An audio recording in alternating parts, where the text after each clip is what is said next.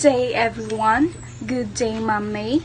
I am Salome Mera, and together with Britzel Bakilid and Marjorie Baloria, so we choose the topic Integration of EI and Digital Literacy in Basic Education. Background and legal foundation about this. So, IDCOM 2 was established by Republic Act number 11899, which became law on July 23, 2022. So, creating the Second Congressional Commission on Education to review, assess, and evaluate the state of Philippine education. Its enabling law mandated a comprehensive national assessment of the education sector with the aim of recommending transformative and targeted reforms to make the Philippines more globally competitive both in education and in labor markets. So, under this Section 3 of RA 11899, which support the topic that we choose in IDCOM 2, is tasked to prioritize digital transformation in education, promoting digital literacy, and enhancing critical thinking, problem solving, and core competencies aligning with global standards. And second is cultivate 21st century skills, including creativity, communication, collaboration, leadership, and initiatives. Third is institutionalize reforms such as alternative learning modes in response to both the pandemic and the fourth industrial revolution, recognizing advances like AI, automation, data analytics, blockchain, and quantum computing, and a lot of this. So, recommended global best practice assessment tools for use by educational agencies to monitor, evaluate, and continuously develop teaching and learning competencies. The Commission response is the response yet to a learning crisis, like for example in 2019, the Philippines performed poorly on the PISA or Program International Student Assessment with 80% of students below minimum competencies in reading, second lowest in math and science among 79 countries. So IDCOM 2 follows the precedent of IDCOM, which is the 1991, which leads significant reforms, including the creation of DepEd, CHED, and TISDA. So, this is all about the key messages of the topic that we choose integration of EI and digital literacy in basic education. Content or what to teach. RA 11899 mandates that digital literacy or critical thinking and 21st century skills be embedded in the curriculum.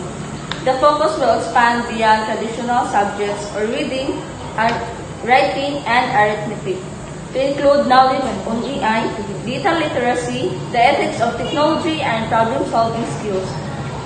This is very important because today's world is increasingly shaped by technology and students need to be prepared for this digital future. The implications is it focusing mainly on memorization to being skills-oriented, and it focus on practical, real-world problem solving. Students will learn to think critically, adapt to new technologies, and solve complex problems, all essential for thriving in the fourth industrial revolution. And the process or how to teach, RA 11899 calls for the harmonization of mandates from DepEd, CHED, and TESDA, meaning that the different education agencies will collaborate to create a unified approach to teaching. This also includes the encouragement of alternative learning modes such as e-learning, blended learning, and AI-assisted learning to make education more flexible and accessible. The implications is the teaching approach will be technology-enhanced, flexible, and competency-based. Education will become more learner-centered, meaning each student can progress at their own pace and learn in a way that suits their individual needs. This contrasts with the traditional model of teacher-driven, lecture-based instruction. And the product or learner outcomes, IDCUM 2 envisions graduates who are equipped with 21st century skills, including creativity, collaboration, leadership, adaptability, and digital fluency. The aim is for students not just to gain academic knowledge, but to develop the practical skills necessary for the modern workforce, especially in the digital economy. The implication is learners will be globally competitive and employable as they will possess functional literacy, the ability to apply skills in real-world contexts. This aligns closely with the demands of modern labor markets that require not just academic credentials, but also practical, adaptable, and teach-savvy employees. And the implementation, or how it's rolled out, RE 11899 gives IDCUM 2 the power to recommend specific, measurable, time-bound reforms to ensure digital transformation in education.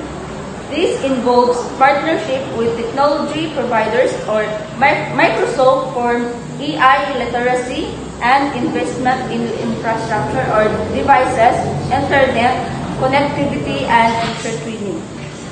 The implications: the reforms must be system-wide and involve new collaboration across government agencies, private companies, and local communities, ensuring that all students have equal access to the technology and training needed is key to making these reforms work effectively. And the evaluation or how success is measured. RE 11899 requires the use of global best practice assessment tools to evaluate students' performance and teacher effectiveness. The evaluation will move beyond simple test scores and include assessment of critical thinking, digital literacy, and problem-solving competencies. The implications is the evaluation will shift to an outcomes-based metrics, meaning success is measured by whether students have developed skills and competencies that can be used in the real world.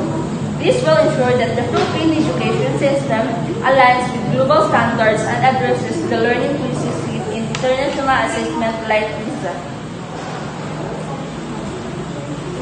So, the key message of the article all about integration of AI and digital literacy in basic education, RA 11899 IDCUM 2, is that the future of education in the Philippines depends on how we prepare our learners, today's generation.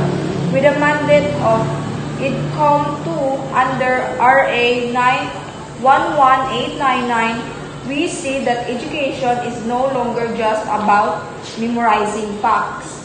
It is about equipping learners with digital literacy, critical thinking, and ethical use of technology like AI. This topic make us realize that as future teachers, we need to adapt. We cannot rely only on the traditional methods. We must be open to using AI and digital literacy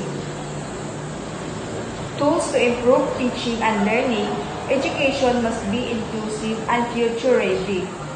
If digital literacy is not prioritized, many Filipinos will be left behind in the global workforce. Reforms requires everyone's participation. RA 11899 shows that government, schools, teachers, parents, and communities must work together for digital transformation. To success, evaluation should look at real skills, not just test scores.